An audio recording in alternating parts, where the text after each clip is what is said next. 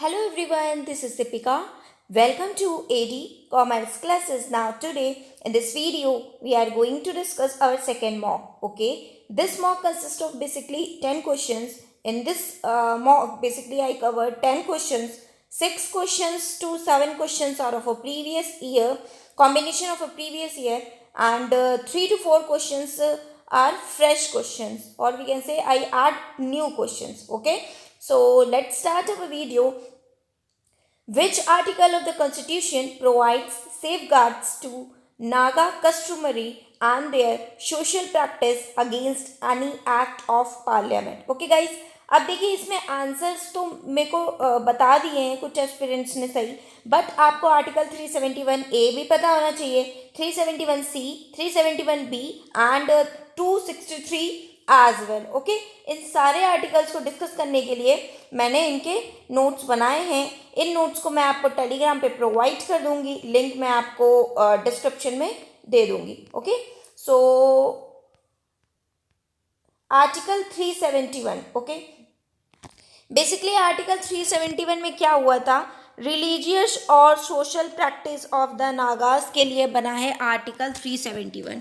Article 371 आपका religious and social practice of Nagas के लिए बना है, Naga customary law and procedure के लिए बना है, administration of civil and criminal justice involving decision according to Naga customary law के लिए बनाए. तो basically ownership and transfer of land के लिए भी बनाए. तो हमें यहाँ से कंक्लूड हो गया कि नागा कस्टमरी लॉ के लिए 371 ए बना है. यहाँ से आंसर तो आपको आई गेस मिल गया होगा, बट स्टिल आपको और भी सेक्शंस आर्टिकल पढ़ने की ज़रूरत है. 371 बी किसके लिए बना है, special provision, just a minute, special provision with respect to the state of Assam. Assam राज्य के लिए कौन सा बना है, उसके लिए जो स्पेशल प्राविधान हुए थे, स्पेशल प्रोविजन हुए थे, उसके लिए 371 बी बना है. ओके गाइज, नाउ 371 सी किसके लिए बना है, made with respect of the state of Manipur. Manipur के लिए जो भी आपके प्रोविजंस हुए थे, जो हमारे कॉन्स्टिट्यूशन ऑफ इंडिया ने प्रोविजंस प्रोवाइड किए थे, हमारे जो functions of a committee of legislative assembly ने प्रोवाइड किए थे, ठीक है, state consisting member of that assembly elected from the hill areas of the state, मतलब वहाँ के लोगों के लिए जो प्रावधान बनाए गए थे वो 371 सी में. असम के लिए 371 बी था. ओके, 371 सी आपका मणिपुर के लिए था, 371 ए आपके नागा कस्टमरी लॉ के लिए था. नाउ 263 आपके लिए क्या बना है, इसमें basically non permanent constitutional body setup है by a presidential order on the basis of the provision in article 263 of the constitution of India. The body was formed by presidential order dated on 28th May 1990 और recommendation of Sarkaria commission. किसके recommendation पे बना था, Sarkaria commission. Inter state council के नाम से आप इसे याद रख सकते हैं. इंटर स्टेट काउंसिल के अकॉर्डिंग आपका ये 263 बना था. किसके रिकमेंडेशन पे, सरकारिया कमीशन के रिकमेंडेशन पे बना था. ओके, आपका 263.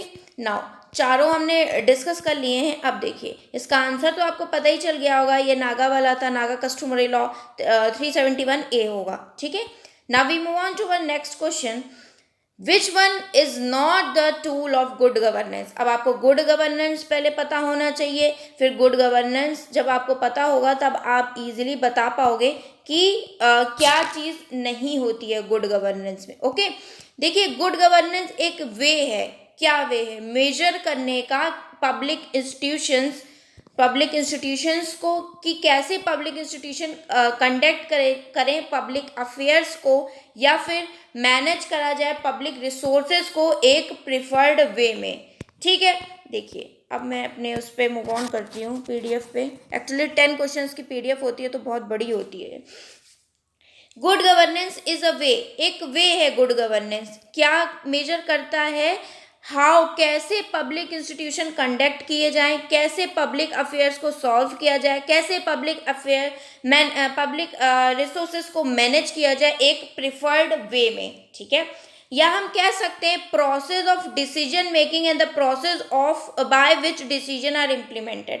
गुड गवर्नेंस ऐसा गवर्नेंस है जिसमें हम ये देखते हैं कि पब्लिक के अफेयर्स को हम कैसे मैनेज करें, पब्लिक के रिसोर्स को इफेक्टिव वे में कैसे मैनेज करें, अपने डिसीजंस को, एक ये प्रोसेस है जिसमें हम अपने डिसीजन को अच्छी तरीके से इम्प्लीमेंट कर सकते हैं। ओके, गुड गवर्नेंस यही है कि कोई भी चीज़ है आपके पास, उसको आपने अच्छे से गवर्न किया, अच्छे से मैनेज किया। वो चीज़ क्या है? पब्लिक रिसोर्स, पब्लिक अफेयर्स, ठीक है, इन सबको आपको मैनेज करना है। ठीक ना, कुछ और चीज़ें मैंने लिखी हैं। Good governance encompasses human rights होते हैं, full respect of effective participation होता है, रूल ऑफ लॉ होता है, access to knowledge, legitimacy, information and education आता है इसमें, इक्विटी एंड सस्टेनेबिलिटी आता है, पॉलिटिकल प्लूरलिज्म आता है, ट्रांसपेरेंट एंड इंस्टीट्यूशंस आते हैं इसमें सारे। ठीक है, अब अगर हम टूल्स की बात करें तो राइट टू इंफॉर्मेशन आता है हमारे गुड गवर्नेंस में। हम राइट टू इंफॉर्मेशन है, सही जानकारी दी जाए, राइट टू सर्विस, ठीक है, लोकपालन, लोकयाद युक्त, ये आता है आपका राइट टू हियरिंग, सुनने की मतलब राइट होनी चाहिए। ठीक है, राइट टू एजुकेशन है, ई गवर्नेंस आता है, विसल ब्लोअर प्रोटेक्शन एक्ट भी इसी में आता है गुड गवर्नेंस में। आई गेस गुड गवर्नेंस आया होगा। अब देखिए क्वेश्चन में आपके क्या पूछा गया था ये हम समझते हैं। थोड़ा हमने गुड गवर्नेंस समझ लिया कि भाई किसी भी चीज़ को, पब्लिक अफेयर्स को मैनेज करना है इफेक्टिव वे में। ठीक है, ना क्वेश्चन पे आ गए। क्वेश्चन आपका बोल रहा है कि कौन सा पार्ट नहीं है गुड गवर्नेंस का? ये तो हमने पढ़ लिया, राइट टू सिटीजन है, सिटीजन चार्टर भी होगा क्योंकि सिटीजन की ही बात हो रही है, पब्लिक की ही बात हो रही है, तो ये भी होगा। ठीक, और ये नया नया लाया गया है गुड गवर्नेंस में, अभी रिसेंटली ये ऐड ऑन हुआ है। ठीक है ना, नेक्स्ट अगर हम बात करें सोशल ऑडिटिंग की, तो भाई सोशल ऑडिटिंग भी होगा। सोशल ऑडिटिंग जैसे कि हमें सामाजिक ऑडिटिंग, जब अभी आपको लिखा था कि पब्लिक अफेयर्स को मैनेज करना है, तो पब्लिक अफेयर्स को आप प्राइवेटली थोड़े ना मैनेज कर लोगे, सोशल ऑडिटिंग करोगे, सामाजिक करोगे, तभी तो आप ऑडिट कर पाओगे ना। तो प्राइवेटली सीक्रेटली इसमें नहीं हो सकता है, इसलिए सोशल ऑडिटिंग भी होगी ना। लास्ट वन है जुडिशियल एक्टिविज्म।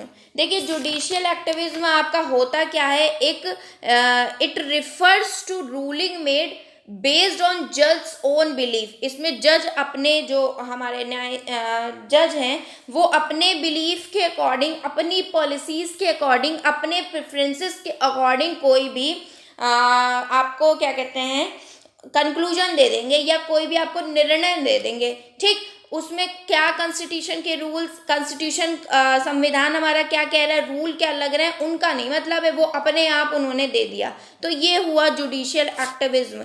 ठीक है, मैंने इस पीडीएफ में एड ऑन भी करके रखा है judicial activism, just a minute में आपको दिखा देती हूँ। देखिए, it refers to ruling made based on जज ऑन बिलीफ। जज जो अपना बिलीफ के अकॉर्डिंग, उसे लगता है ये केस सही है तो उसने बताया यस, या जो भी है, उसने ये नहीं देखा हमारा संविधान क्या कह रहा है, हमारे रूल्स क्या कह रहे हैं, उसने अपने बिलीफ पे ही दे दिया, वो आपका जुडिशियल एक्टिविज्म होता। तो ये पूरी तरीके से गलत है। ओके, पूरी तरीके से गलत है।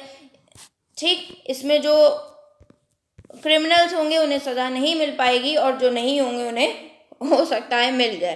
ठीक, तो इसका पार्ट क्या होना चाहिए, यही सबसे गलत है, जुडिशियल एक्टिविज्म नहीं होगा गुड गवर्नेंस का। गुड गवर्नेंस का मतलब अच्छे से पब्लिक अफेयर्स को संचालित करना। यहाँ तो हम पब्लिक जो सीधी सादी है उसे हम जेल में बंद कर दे रहे हैं, और जो बेगुनाह को यहाँ पे सज़ा मिल रही है, गुनहगार को नहीं, तो ये नहीं होगा part judicial activism. Okay guys, now next question पे मूव ऑन करते हैं। देखिए ये नंबर सीरीज का क्वेश्चन था, बहुत सिंपल सा क्वेश्चन था, आई गेस सबने कर ही लिया है। ठीक, बट स्टिल मैं बता देती हूँ। 3 और 8 में कितने का डिफरेंस है? 5 का डिफरेंस है। 5 और 18 में कितने का डिफरेंस है? 10 का डिफरेंस है। 18 और 23 में 5 का डिफरेंस है। 23 और 33 में 10 का डिफरेंस है। तो अब यहाँ पे 5 का डिफरेंस हो जाना चाहिए, तो 33 + 5 is equal to 38।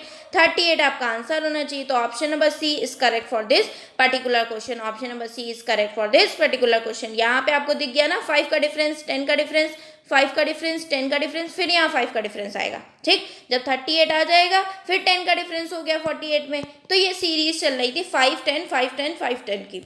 38 is correct for this particular question. Now we move on to our next question. देखिए, in communication charting in internet पे जो चार्ट करते हैं वो क्या होता है, वर्बल, आपका ये वर्बल, नॉन वर्बल, पैरेलल और ग्राफ वाइन। मैं चारों को एक बार आपको बता देती हूँ कि वर्बल क्या होते हैं, नॉन वर्बल क्या होते हैं और पैरेलल क्या होते हैं और ग्राफ वाइन क्या होते हैं। ठीक है, देखिए वर्बल ये होते हैं use of sound and word to express yourself, especially in contrast to use gesture और मैनरिज्म।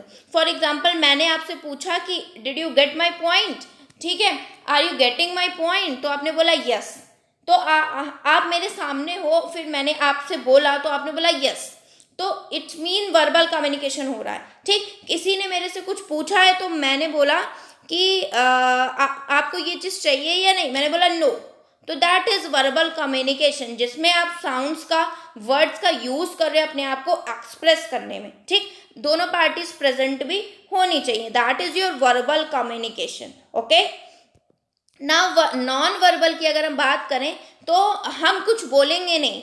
ठीक है, मेरे से किसी ने कुछ पूछा तो मैं हाँ फेशियल एक्सप्रेशन, हमने सर घुमाया, हाँ फिंगर से कुछ बोला, ठीक, अपना फेशियल एक्सप्रेशन, किसी ने मेरे से कुछ पूछा, मेरे को अच्छा नहीं लगा, मैंने गंदा सा मुंह बना दिया, इट मीन्स कि मेरे फेशियल एक्सप्रेशन उसके रिगार्डिंग खराब, तो अगले वाले को ऐसे ही पता चल जाएगा कि भाई इस चीज़ में ये एग्री नहीं कर रही है, तो ये नॉन वर्बल होता है। नॉन वर्बल में हम अपने साउंड्स को यूज़ नहीं करते हैं। हाँ, facial expression, gesture, eye contact, body language, posture, tone of voice, ये सारी चीज़ें आपकी यूज़ होती हैं।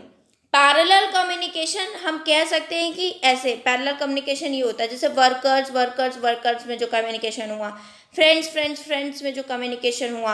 हम अब यहाँ पे इंटरनेट चैटिंग की बात की गई है ना, तो इंटरनेट चैटिंग, ये आप है, ये आपका फ्रेंड है, तो आप क्या कर रहे हो, इंटरनेट चैट कर रहे हो ऐसे, तो ये कौन सा कम्युनिकेशन हुआ, आपका पैरेलल कम्युनिकेशन नहीं हो गया, ये बिल्कुल हो गया पैरेलल कम्युनिकेशन। लिखा क्या है, data transferring parallel communication is a method of conveying multiple binary digit. और पैरेलल कम्युनिकेशन की एक और खासियत है कि हम एक साथ काफ़ी लोगों को, जैसे फॉर एग्जांपल मैं मैनेजर हूँ, तो आप एक साथ काफ़ी इंफॉर्मेशन को सब जगह अपने भेज सकते हो, सबऑर्डिनेट्स को, वर्कर्स को, सबऑर्डिनेट वर्कर को, और जितने भी मैंने एचआर मैनेजर को, उनको सबको मैंने भेज दी, तो ये भी हमारी पैरेलल कम्युनिकेशन हुई। तो वही चीज़ लिखा है, parallel communication is a method of conveying multiple binary digits simultaneously, multiple binary digits simultaneously। ठीक है, ये एक मेथड है सेंडिंग सेवरल डाटा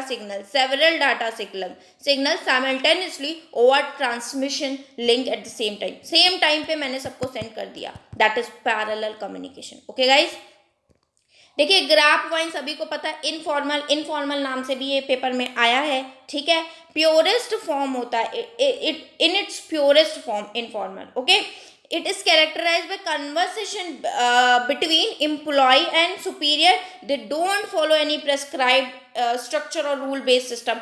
इनफॉर्मल यही हो गया कि जैसे स्कूल में जाके बच्चे पढ़ते हैं, that is your formal communication.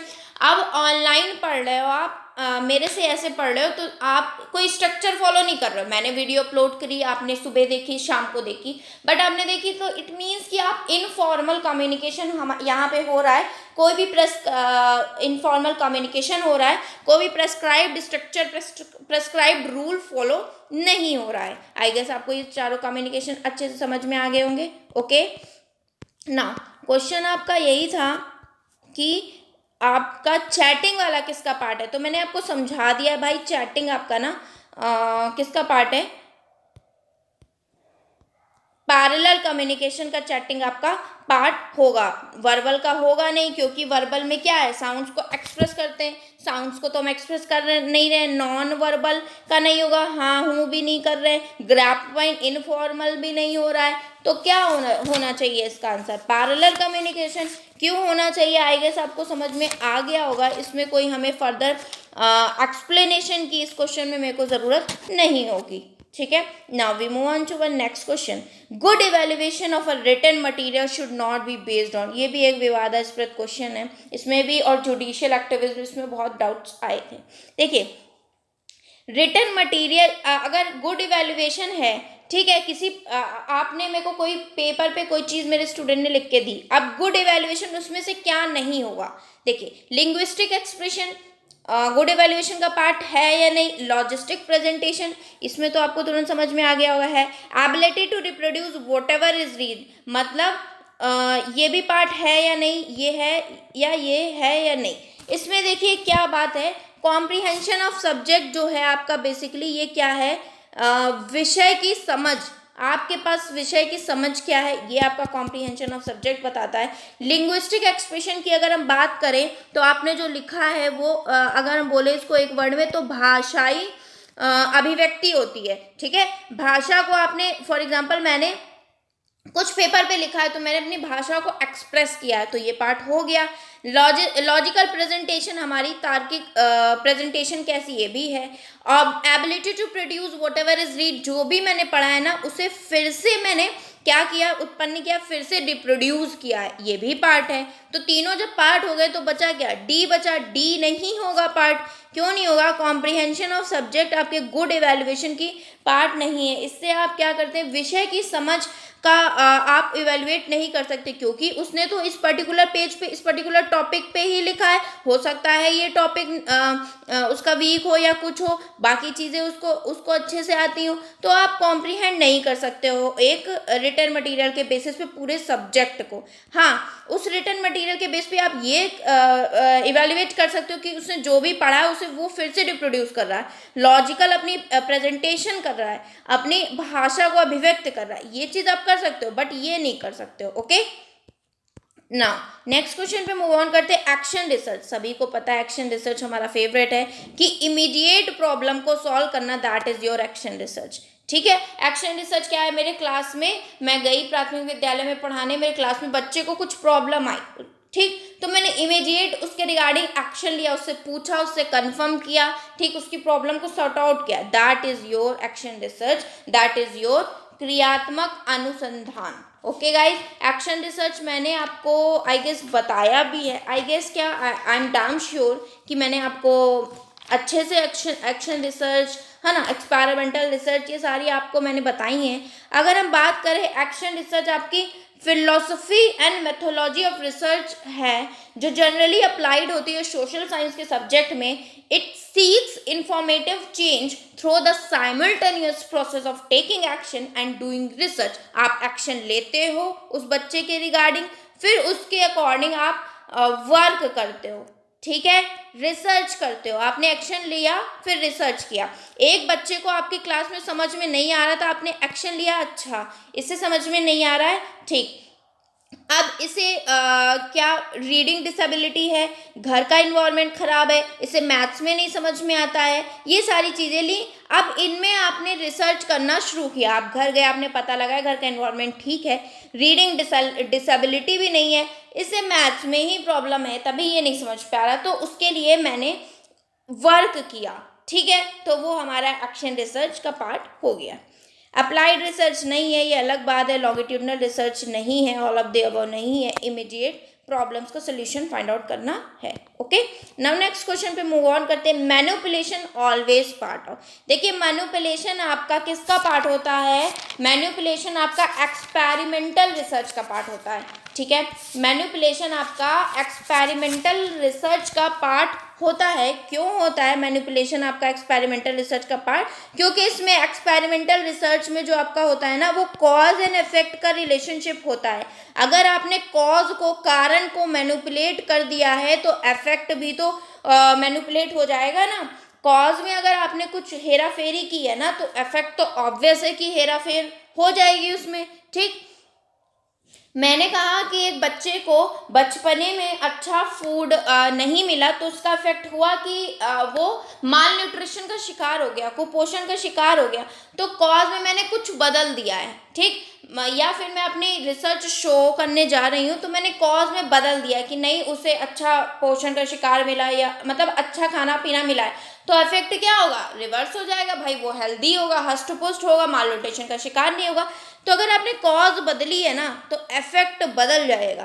तो यही होता है आपका एक्सपेरिमेंटल रिसर्च में। एक्सपेरिमेंटल रिसर्च में आप मैनिपुलेट कर सकते हो, हिस्टोरिकल तथ्यों के अकॉर्डिंग, प्रीवियस हिस्ट्री के अकॉर्डिंग होता है, वहाँ मैनिपुलेशन काम नहीं करता है, फंडामेंटल में भी नहीं, और डिस्क्रिप्टिव में होता है, बट मैनिपुलेशन हमेशा पार्ट जिसका होता है वो आपका एक्सपेरिमेंटल का होता है। Okay guys, now next question है, ये क्वेश्चन है the average of 10 player, 10 player का औसत 55 है, अगर कैप्टन को इंक्लूड कर दिया जाता है तो जो एवरेज होता है वो एक कम हो जाता है, तो एवरेज आपको वेट निकालना है कैप्टन का।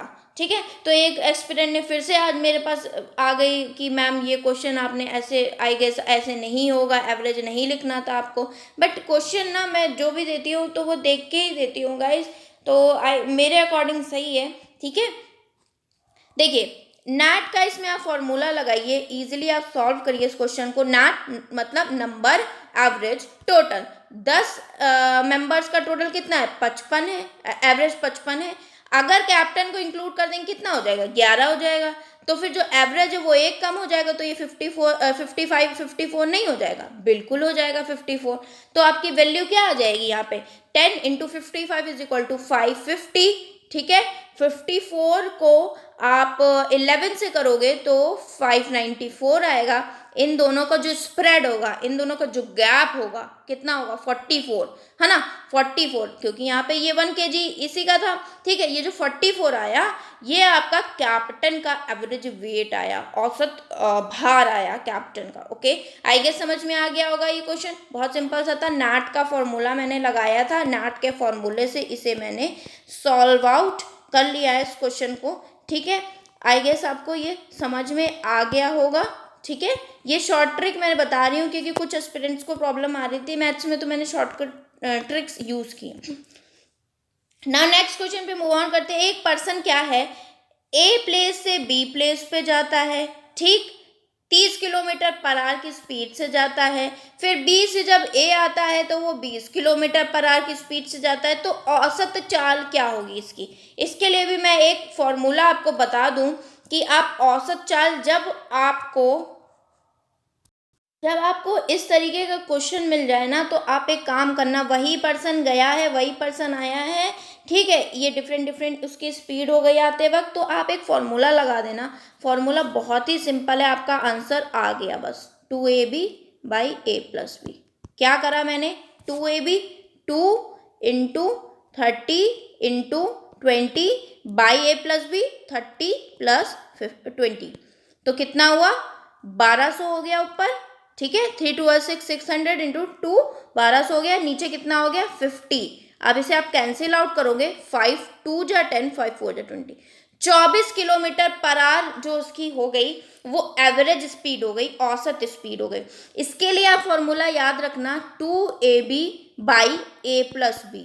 क्या किया, 2 into A into B divided by A plus B, value आ गई 1200 बटे 50 इज इक्वल टू 24, तो 24 जो हो गई वो उसकी औसत स्पीड हो गई।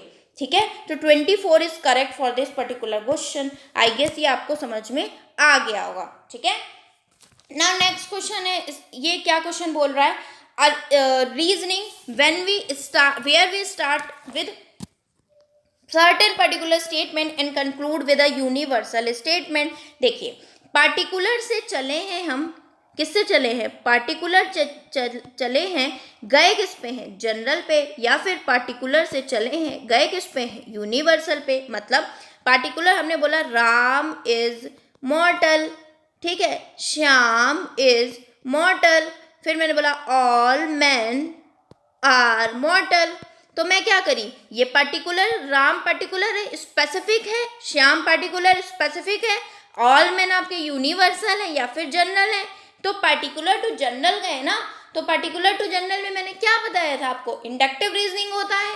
कैसे होता है इंडक्टिव रीजनिंग, इंडक्टिव रीजनिंग में यही तो होता है कि पार्टिकुलर टू जनरल जाते हैं, नोन टू अननोन जाते हैं, स्पेसिफिक टू जनरल जाते हैं, स्मॉल टू लार्ज जाते हैं। ओके, तो इंडक्टिव रीजनिंग होगा। डिडक्टिव में क्या होता है, जस्ट अपोजिट होता है, जनरल टू पर्टिकुलर आते हैं, लार्ज टू स्मॉल आते हैं। ओके, जैसे ऑल मैन आर मॉर्टल आया, फिर उसके बाद हम गए Ram is मॉर्टल, Shubham is मॉर्टल, Shyam is मॉर्टल, तो ये डिडक्टिव होती है। ठीक, एबनॉर्मल या ट्रांसीजेंडर रीजनिंग यहाँ कोई बात है नहीं इसकी। ओके, आई गेस ये भी आपको समझ में आ गया होगा। तो आई गेस सारे क्वेश्चंस आपको अच्छे से क्लियर होंगे इस मॉक के, और आपको गाइस सीरीज पसंद आ रही हो, ये आपके लिए मेहनत होती है। पहले मैं क्वेश्चंस पोस्ट करती हूँ, उसके बाद मेरे को इनकी बनानी पड़ती है, क्योंकि ये मेरे पास कुछ भी कंटेंट बना हुआ थोड़ा ना रखा है, फिर मैं बनाती हूँ। तो अगर आपको पसंद आ रहा हो क्वेश्चंस, वीडियोस, मेरी मेहनत, तो please like share and subscribe करिए, जिससे मेरा चैनल भी मोनेटाइज हो जाए औरों की तरह, जिससे और बेटर फैसिलिटीज़ आपको मिल पाएँ इस चैनल पे। Okay, so it was in this video. Meet you in my next video. Till then, stay happy and keep learning, guys. Tata, bye bye, take care.